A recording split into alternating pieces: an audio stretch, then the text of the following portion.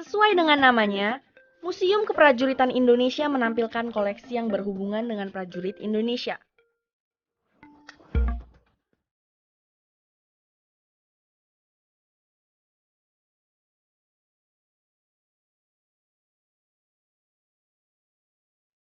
Tata pamer museum dibagi menjadi dua bagian, yaitu bagian luar dan bagian dalam. Bagian luar museum menampilkan relief,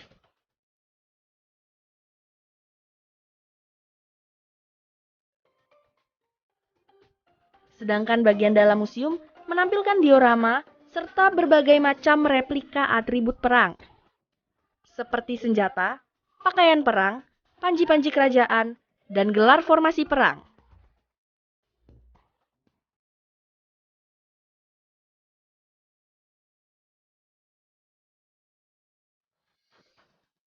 Jadi ada relief yang menggambarkan bagaimana misalnya Raja Wijaya dari Majapahit mengusir utusan dari Kublai Khan. Jadi bagaimana seorang raja di Jawa yang berani mengusir Kublai Khan yang pada saat itu sudah menguasai Asia secara keseluruhan. Itulah yang kita tampilkan.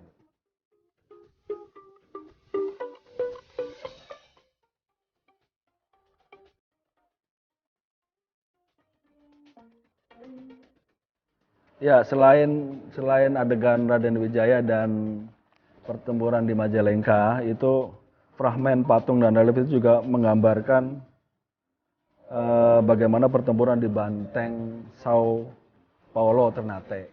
Jadi ada juga pertempuran di alun-alun Kertosuro di Jawa Tengah.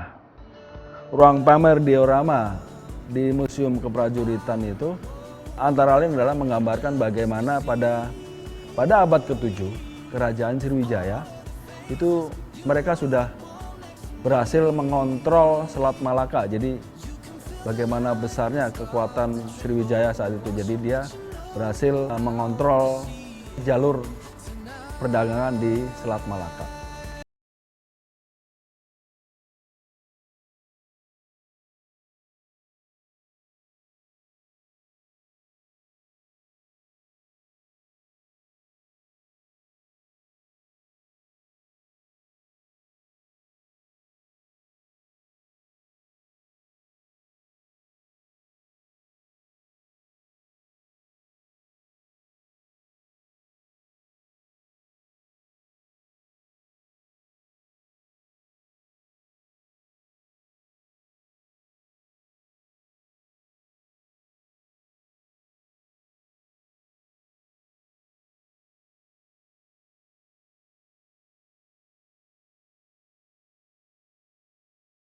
Cakra Wuya dan Suci Muka Wuya atau dalam bahasa Indonesia adalah formasi bunga seroja dan jarum tajam.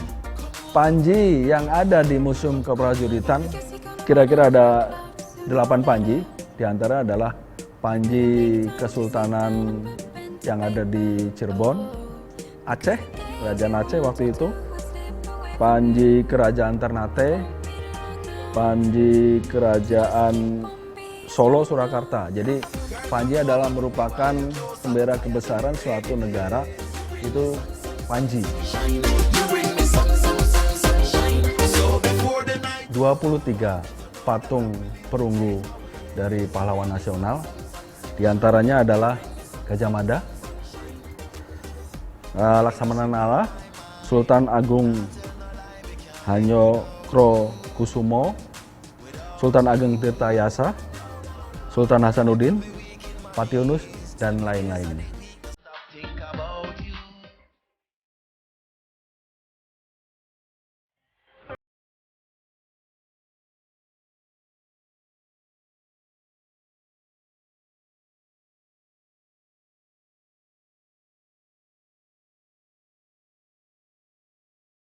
Museum Keprajuritan Indonesia selain memamerkan materi-materi sejarah perjuangan bangsa abad ke-7 sampai abad ke-19, itu juga dilengkapi oleh sarana-sarana untuk kenyamanan pengunjung, misalnya teater, Teater Museum MK, Museum Keprajuritan Indonesia bisa menampung 100 orang. Di sana bisa diputar film-film perjuangan. Areal juga terdapat panggung pertunjukan yang bisa menampung sekitar 800 pengunjung. Itu biasa diadakan fragmen-fragmen kesejarahan ataupun pertunjukan tentang kepahlawanan.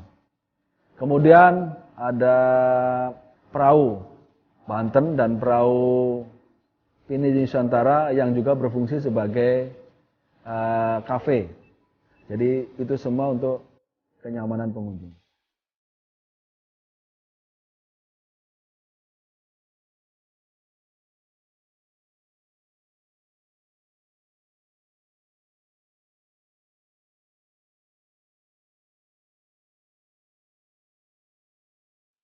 Ya, jadi Museum Keprajuritan Indonesia sebagai salah satu wahana edukasi bagi anak-anak muda bangsa, khususnya untuk anak sekolah.